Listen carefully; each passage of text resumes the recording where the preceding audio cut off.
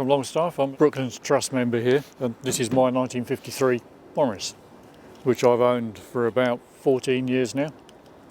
I acquired it in quite a bad state. It had an accident. This front wheel was pushed across.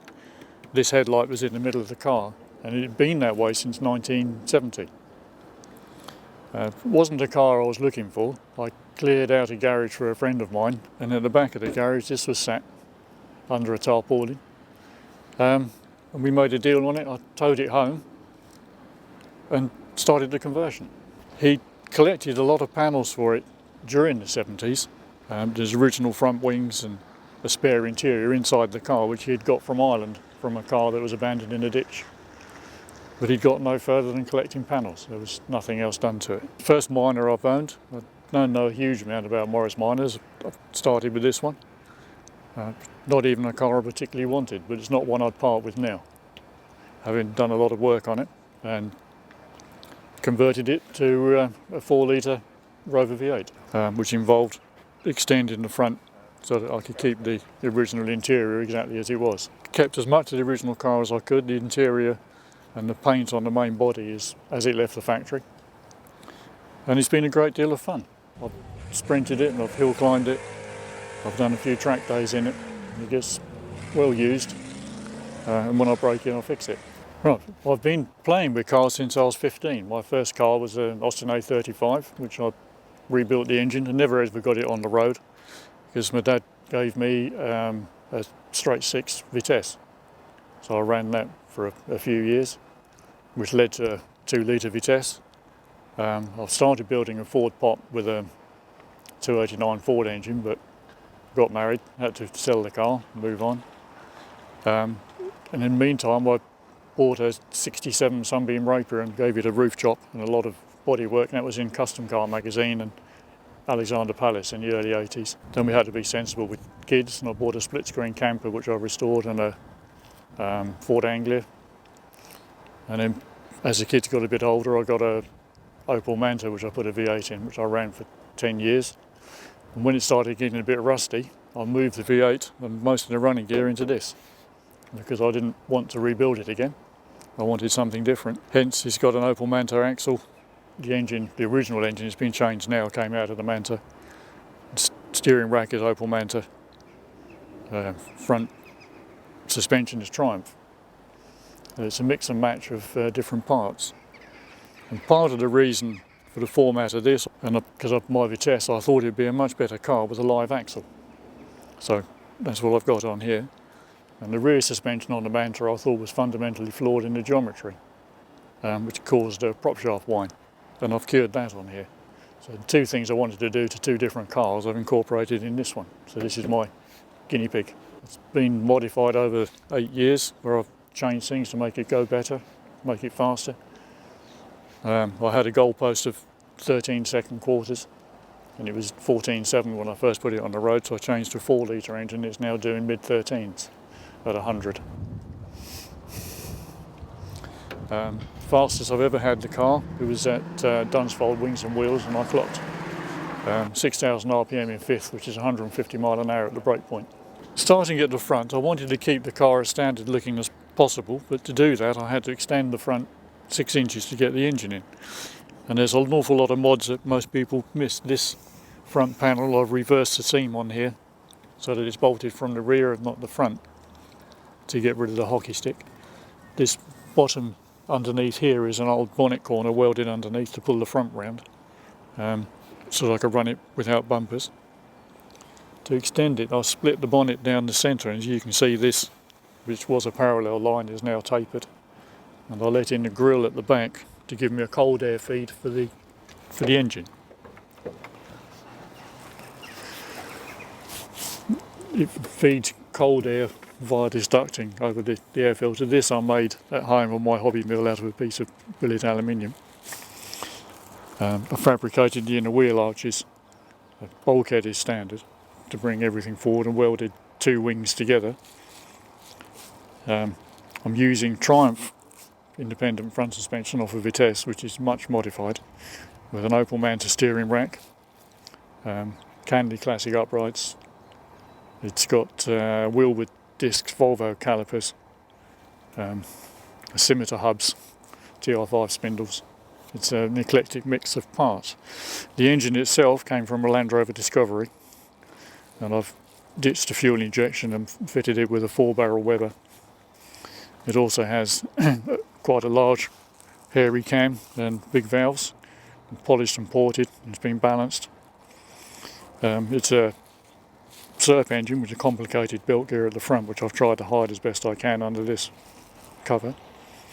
The radiators from an Opel Monza, and this top part here is a dummy. That's my windscreen washer bottle. The header tank I made from a fire extinguisher. This takes the air bubbles out of the top of the cooling system, and then there's 2 pipes into the radiator to give you a flow. So when I fill the car, I just fill it brim full, and there's no air bubbles, and you get a decent cool.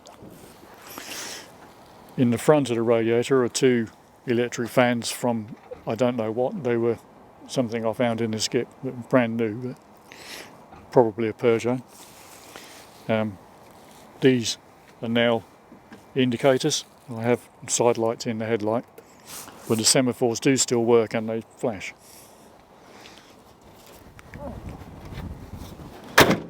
Moving round, the front wheels are, or front and rear wheels are both from a Volkswagen Golf G60. The hubcaps are off a golf cart, and they're held on with a magnetic keep tray that you normally keep your nuts and bolts on, because I couldn't find any other way of fitting it. The front wings obviously have been extended, and there's at least 6 inches let in here, and to stop it looking quite so plank-like, I extended the sills underneath and deepened them slightly to give me a wing mount. So, moving back to the inside, it's almost completely as it left the factory, apart from the addition of extra gauges underneath the dashboard.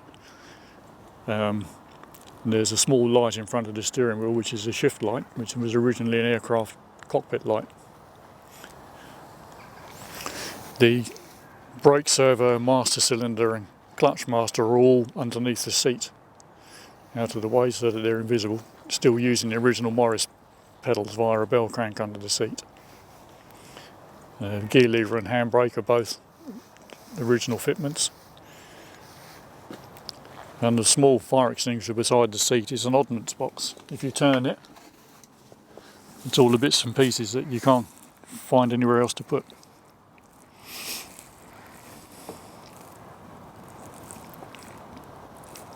The rear wings have also been widened an inch, and to keep the curvatures I widened them and lowered them slightly so that it didn't look too modified. The tail lights are replica 40s Ford tails lights, just to give it a slightly big, different, cleaner look. And where the bumper irons came through are now my indicators. I've also fitted a tow bar because I do tow a small caravan and a motorcycle trailer. This that was originally a reflector, I've machined that out, and it is now a high level brake light. It's got an LED light inside. And inside the boot, which is my daughter's idea, this is my fuel tank, which is an Opel melter tank mounted back to front. That's the filler, and she suggested I covered it in a suitcase so that it doesn't look quite so untidy and more in keeping, more stealthy. What was the fuel tank is now hollowed and has my spares and tools, and obviously a space saver rear wheel or spare tyre.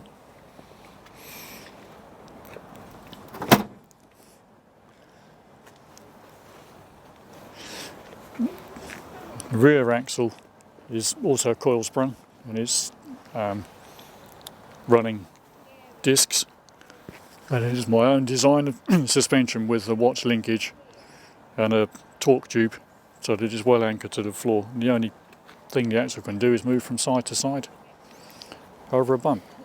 So one thing I would add, the very first time I came to a show here, there was quite an elderly fellow walking around my car, and he turned to his friend as he's walking off and he said, "I've never seen so much done to a car to make it look like nothing had happened," which is exactly what I was aiming for. So that was one of the best comments I've ever had, I think.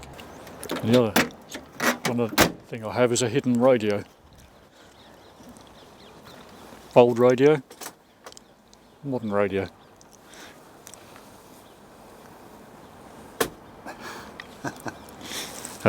And these that used to be wheel arch intrusions are now my speaker pods, so everything's hidden. A bit of a waste of time because I never listen to the stereo. I'd rather listen to the engine, but nevertheless, it's there.